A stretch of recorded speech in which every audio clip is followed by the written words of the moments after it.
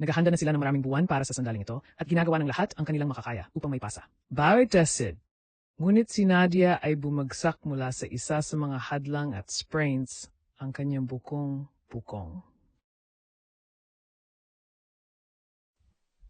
Ang pelikula ay nagsisimula sa tagsibol ng 1915. Kasunod ng Revolusyon ng Pebrero, isang opisyal ng militar. Pinangalanan si Nikolai ay dumating mula sa mga linya ng harap. Sumakay siya ng karwahe ng kabayo sa St. Petersburg at sinabi sa kanya ng coach na mayroon ng lungsod. Naging kaguluhan mula pa nang si Alexander Kerensky ay namamahala. Samantala, maganda ni Nadia na kumakanta ng isang obra maestra nang biglang Froska, ang kanilang katulong, tumatakbo at nasasabik na ibigay sa kanya ang liham mula sa harapan. Sabik na binuksan ito ni Nadia at isang asul na medalyon ang bumagsak. Ang liham ay nagsasaad na ang kanyang kasintahan si Petya ay labis na nasugatan sa digmaan at siya nagsisimulang sumabog sa luha sa balita. Pagkalipas ng ilang segundo, si Vera, kaibigan ni Nadia, ay pumapasok sa kanilang bahay at naririnig ang tungkol sa nakababahalang balita. Sinabi ni Vera na maghihiganti siya dahil sasali siya sa bagong nabuo na Bochka Vera Women. Batalyon at nandun lamang upang magbid ng paalam sa kanila. Nais din ang paghihiganti, sinabi ni Nadia sa kanyang ina na gagawin niya ang parehong walang pag-aatubili at tumatakbo pagkatapos ng Vera. Inutusan ng ina ni Nadia si Froska na huminto at ibalik siya, suhol niya siya ng alahas at tsasu pang may balik si Nadia. Kasabay nito, dumating si Nikolai sa punong tanggapan ng hukbo ng Russia kung saan ang mga general kasama na Kerensky plano na hawakan ang advance ng Aleman. Ang isa sa mga general ay nagsasabi sa komite na wala sa mga sundalo ang handa bilang ang mga pag-aangkin ng mga maling kalayaan ay nagbubulag sa kanila. Nagpakita sila ng isang video na nagpapakita ng maraming mga sundalong Ruso na nakikipag-usap sa kaaway bilang hinihikayat sila ng mga Aleman na mag-alsa habang nag-aalok ng mga rasyon ng alkohol at pagkain. Galit na galit si Kerensky tungkol sa ulat at inutusan silang ihinto ang paglalaro ng video. Ang ilang mga miyembro ay iminungkahi na ang parusang kamatayan ay dapat may lagay. Ngunit sinabi sa kanila ni Seplaev tungkol sa Bochka Baba Battalion na ginawa niya. Sinabi niya na naglalayong itaas ang moral sa hukbo at hikayatin ang lahat na lumaban. Inutusan niya si General Polivsova na pangasiwaan ang mga paghahanda para sa pagpapadala ng batalyon sa harap. Di nagtagal, ang balita tungkol sa batalyon ng babae ay kumakalat at daan-daang kababaihan ang kusang pumapasok sa. Ang mga kababaihan mula sa lahat ng kultura, background at mga klase sa socio-economic ay pumila para sa pagpapatala. Ang isa sa mga aplikante, Evdokia, ay sorpresa ang kanyang kasintahan, si Alexei, sa pamamagitan ng pag-enroll. Sinubukan ni Alexei na hikayatin siya na huwag, ngunit iginiit niya upang makasama siya. Na maglaon tinanggihan ni Nikolai si Duchia bilang isang kandidato dahil siya ay masyadong mataba. Si Duchia ay yumuko sa isang metal poker na may hubad ng mga kamay upang mapabilib ang lahat upang makapag-enroll siya. Hindi alam sa kanya, ang batalyon na commander na si Maria Boshkareva ay pinapanood siya. Itinalaga ni Maria si Duchia bilang kanyang representante at inutusan si Nikolai na magpatuloy sa kanyang enlistment. Pagkatapos, nakatagpo ni Maria ang isang general sa labas na nagsasabi na habang wala siyang anak, ngunit mayroon. Isang anak na babae, si Natalia Tacheva, na nag-aalok siya upang sumali sa batalyon. Inaanyayahan ni Maria ang mahusay na sinanay na ginang ng walang pag-aalangan. Matapos ang pag-enroll at pagsusuri, ang lahat ng kabaihan ay kinakailangan upang ganap na putulin ang kanilang buhok. Na may ilan sa kanila kaagad na sumusuporta at karamihan sa kanila ay sapat na matapang na gawin. Ito. Matapos ang kanilang mga haircuts, ang mga recruit ay itinuro na manatili sa wastong formasyon, habang ang kanilang commander, si Maria, formal na nagpapakilala sa kanyang sarili at ang kanyang mga kasama. Nang gabing iyon sa barracks, si Galina, isa pang recruit, ay nagsisimula ng isang kaguluhan sa pamamagitan ng pagiging isang bully. Kapag sinubukan ni Galina na matumbok ang Evdokia, pinigilan siya ni Natalia. Sa kasamaang palad, habang hinihiling ni Vera kay Dushia na panatilihing maayos ang mga bagay, kasama niya si Galina pagkatapos. Inaalok ang pinakamahusay na lugar ng kama. Sinubukan ni Dushia na abusuhin ang kanyang kapangyarihan, ngunit hindi alam sa kanya si Maria ay nasa likuran nila. Matapos marinig ang lahat, sumang-ayon si Maria na hayaan silang makipagpalitan ng mga kama at ililipat ang representante. Posisyon kay Natalia. Inutusan niya si Duchia na isuko ang banner, pagkatapos ay ibigay ito kay Natalia. Habang sumisira ang madaling araw, ginising silang lahat ni Maria upang maghanda para sa kanilang unang pagsasanay bilang mga sundalo. Sa isang mahabang pagtakbo, habang si Natalia ay nakakaranas ng mga cramp ng tiyan. Nakarating sila sa isang pababa, ngunit mag-atubiling lumipat, pinagbantaan silang umuwi kung hindi nila gagawin. Sa pagbaba, marami ang nawalan ng mambalantiluch at tiwit. Na maglaon, nakarating sila sa beach upang matapos ang maraming mga kurso sa balakid. Bawat araw ay pumasa at nagsisimula silang masanay sa mga hadlang, kasama ang kanilang lakas at lakas. Unti-unting bumubuo habang nagpapatuloy sila sa pagsasanay. Tinuruan sila kung paano mag-apoy ng baril at ang mga indikasyon ng isang pag-atake sa gas. Mayroong isang lumalagong akit sa pagitan ng Vera at Nikolai, patuloy na tumutulong si Alexei sa Evdokia sa pamamagitan ng pagsasanay. Upang pukawin ang kanilang panloob na karahasan, inutusan ni Maria sina Galina at Natalia na sumulong at mag-order. Sila upang matumbok ang bawat isa. Gayunpaman, tumanggi si Natalia habang patuloy na hinagupit siya ni Galina at patuloy na pinipilit siya ni Maria. Sa kalaunan ay nag-snap siya at inaatake sa kanya. Pagkatapos ay ginagawa ito ni Maria sa iba pang mga kababaihan bilang bahagi ng kanilang pagsasanay. Sa gabi, nakikita ni Galina ang Evdokia na nag-sneak out upang makita ang kanyang kasintahan, si Nikolai. Pinapanatili niya ang impormasyong ito sa kanyang sarili hanggang sa hiniling niya sa komandante na makilala ang kanyang kasintahan. Gayunpaman, tinanggihan ni Maria ang kanyang kahilingan, nakakainis na Galina.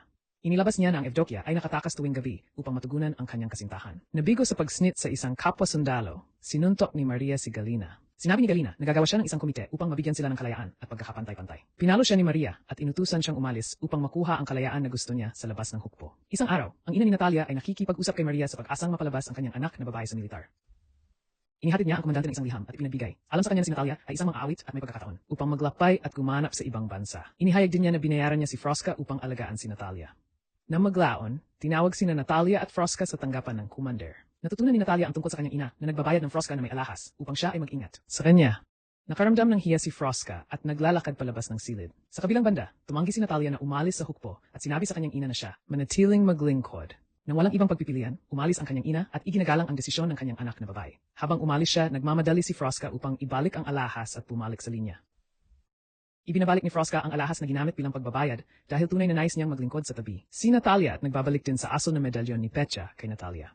Nang maglaon, dumating ang isang truck at sinabi ng mga opisyal kay Maria na siya ay naaresto tulad ng bawat order. Mangkalahatang Polivsova.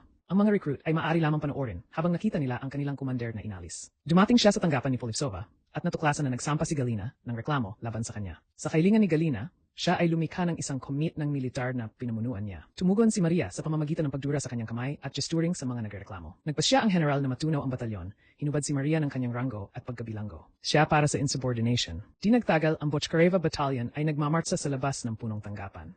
Bilang representante ni Maria, pinipilit siya ni Natalia sa tanggapan ng general at sinisikap na hikayatin Polivsova upang palayain ang kanilang commander. Ipinaliwanag niya na ang lahat sa buong batalyon ay bahagi ng komite sa makatuwid, hindi na kailangan para sa isa at dapat palayain si Maria. Matapos ma-dismiss ng general, bumalik si Natalia sa pagbuo at naghihintay ng isang resulta. Matapos maghintay na mapalaya si Maria, manatili sila sa pagbuo araw-gabi, ulan o lumiwanag. Kinaumagahan, nakikita ng Polivsova ang mga kababayan na nabubuo pa rin. Namangha sa kanilang katapatan at pagtitiyaga, pinabalik niya ang parusa ni Maria. Gayunpaman, hinihiling niya na kung ang isa sa kanila ay nabigo ang pagsusuri, lahat sila ay pupunta sa harap at matunaw ang batalyon. Nang gabing iyon, ang lingkod ni Natalia na si Serafima ay umiyak ng malakas at umaakit ng pansin ng ang iba. Inamin ni Natalia na siya ay buntis. Walang ibang pagpipilian si Maria, kundi hayaan siyang umalis sa hukbo. Pagkatapos ay inutusan niya ang lahat ng mga kababaihan na maglinya at salamat kay Natalia sa pagprotekta sa kanila. Bago umalis si Natalia, inililipat ni Maria ang banner at tungkulin na maging representante kay Vera. Nang sumunod na araw, nagsisimula ang pangwakas na pagsusuri ng batalyon. Naghahanda na sila ng maraming buwan para sa sandaling ito at ginagawa ng lahat ang kanilang makakaya upang maipasa. It's race. Ngunit si Nadia ay bumagsak mula sa isa sa mga hadlang at sprains ang kanyang bukong-bukong. Hindi iniwan ni Vera at Froska si Nadia at tulungan siya sa nalalabi ng kurso. Ngunit, galit si Maria sa kanila dahil huli na sila. Ipinaliwanag ni Froska na inutusan lamang silang makumpleto ang balakid ng walang oras. Napagtanto na tama siya, idineklara ni Pavlovsova na ang buong batalyon ay pumasa sa pagsusulit at kukuha ng isang panunumpa upang pagsamahin sa regular na hukbo. Di nagtagal, ang mga ulo ng batalyon para sa mga linya ng harap. Nakita ni Nadia ang kanyang kasintahan si Petya na sugatan at walang malay sa istasyon ng tren. Mabilis niyang hinalikan siya at ibinalik sa kanya ang kanyang medalyon. Mabilis na nakasakay si Nadia sa tren, hindi alam na si Petya ay nakakuha ng malay. Maya-maya, habang nasa pahinga mula sa martsa, nasisiyahan sila sa kanilang oras sa isang kalapit na lawa. Ngunit ang mga tunog ng maraming mga kalalakihan na tumatakbo patungo sa kanila ay nag-alarma sa mga kababaihan. Inutusan ni Maria ang lahat na makapasok sa isang nagtatanggol na formasyon. Mabilis nilang itinuro ang kanilang mga baril sa mga sundalong Ruso na nawalan ng kalooban upang labanan ang Maria. Pagkatapos ay pinipigilan ang mga kalalakihan. Sa kabutihang palad, kinilala ng ilang sundalo si Maria bilang isang kasama para sa pag-save ng kanilang mga taon sa buhay. Balik. Ginawa nito ang mga sundalong lalaki na iginagalang sila at umalis. Halos sa harapan, nakatagpo si Maria sa dispirited colonel. Inamin niya na hindi niya makontrol ang kanyang mga tauhan, na lahat ay nawala ng kalooban upang labanan. Hiniling sa kanya ni Maria na ilagay ang mga kababaihan sa harap na linya ng digmaan na inaprubahan niya. Matapos makarating sa trenches, ang mga sundalo ay tumira. Pagkatapos, ang dalawang sundalong Aleman ay lumapit upang suhol sila ng pagkain at alkohol.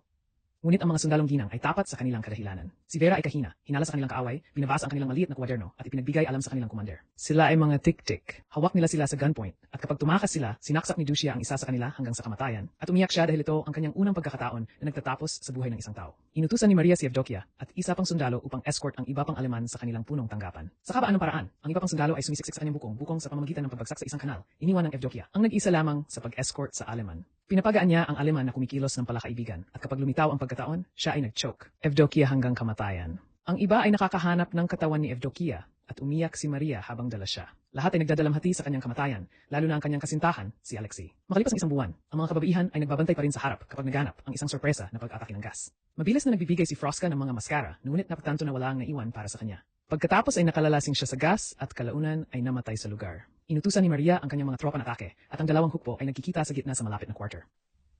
Maraming mga Ruso ang namatay sa labanan, ngunit pinamamahalaan nila na mapuspos ang mga Aleman at mayroon sila. Retreat. Si Duchia ay isang malakas na sundalo sa bukid, ngunit iniwan ang kanyang shield. Kasunod ng engkwentro, personal na humihiling si Maria ng tulong mula sa koronel. Gayunpaman, tinanggihan na nagsasabi na ang kanyang mga tropa ay mga kriminal at traitor na hindi makinig sa kanyang utos. Nakikita niya kung gaano siya nahihiya mula sa mukha ng koronel at pinapayagan niya ito. Habang umalis si Maria upang bumalik sa harap na linya, hinarap siya ng mga lalaki at tinawag ang kanyang asawa. Ang pares ay tumama sa isa't isa. Sinusubukan niyang lumaban habang naririnig ng koronel ang kaguluhan sa labas, ngunit pinili mahulog sa mga bingi ng bingi. Ang asawa ni Maria ay nagtapos sa pagbugbog sa kanya hanggang sa siya ay walang malay. Nang maglaon, mahina ang pagbawi ni Maria at bumalik sa kanyang mga batang babae. Samantala, ang mga video tungkol sa batalyon ng kababayhan ng Bochcareva na nakikipaglaban sa mga Aleman nang wala. Ang sinumang mga sundalong lalaki ay umabot sa mga mas mataas na ranggo na opisyal.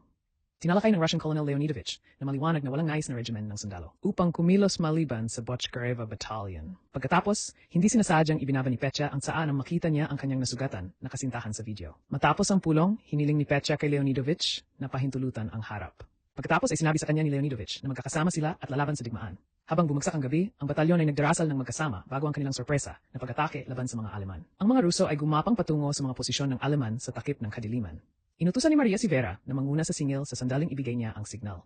Nagsisimula ang kanilang plano, at ang kaaway ay nagsasagawa at nakakakuha ng maraming pagpatay. Gayunpaman, ang mga Ruso ay may itaas na kamay sa pamamagitan ng paggamit ng elemento ng sorpresa. Ang koronel ay nagising sa tunog ng isang gunfight. Ang kanyang katulong ay nagpapaalam sa opisyal na ang Bochcareva ay nakaligtas sa pag-atake mula sa hating gabi. Ang isang mabangis na malapit na quarter na labanan sa trenches ay nagsisimula. Ang magkabilang panig ay nagdurusa ng mabibigat na kaswalti, ngunit itinulak ng mga Ruso ang mga Aleman sa kanilang mga paunang posisyon. Kinuha ni Dusya ang isang machine gun at pumapatay ng maraming mga kaaway. Samantala, si Alexei ang nanguna sa isang singil, ngunit natamaan sa league, pinatay siya agad. Matapos ang pagpatay, ang mga tropa ay pumila at gantimpalaan ni Maria si Lucia kasama ang kanyang relo para sa kanya. Katapangan at kontribusyon upang mag-advance. Pagkatapos to, inutusan ni Maria sina Vera at Nadia na muling humingi ng tulong mula sa mga tropa ng lalaki. Ngunit, hindi isang nag-isang voluntaryo. Kalaunan ay dumating sina Colonel Leonidovich at Petya upang magboluntaryo upang labanan sa mga linya ng harap. Hawak sila ng mga sundalong lalaki sa gunpoint upang pigilan ang mga ito sa pamamagitan ng pagsasabi na hindi kukuha ng mga opisyal. Bahagi sa labanan. At sa gayon si Leonidovich at ang iba pang mga opisyal ay naguhugas ng kanilang insignia. Ang pag-atake ng mga Aleman upang ibalik ang posisyon, isa pang mabangis na bumbero ang nagsisimula. Habang pinapatakbo ang machine gun, namatay si Nikolai at kapag sinubukan ni Vera na sakupin, nakakakuha siya. Pindutin at namatay, nahuhulog sa kanyang kasintahan. Ang mga kababayan ay naitala sa isang patay na dulo at pinalibot sila ng mga Aleman. Sinabi nila ang kanilang huling mga panalangin na walang pagtakas at kaunti sa walang ibang alternatibo. Lahat ng isang biglaang nagsisimula silang makarinig ng mga rumbling yapak. Nagtatapos ang pelikula sa mga opisyal at iba pa mga sundalo na dumating upang ay back up mula sa ang mga Aleman bilang huling labanan ng Bochcareva Women Battalion.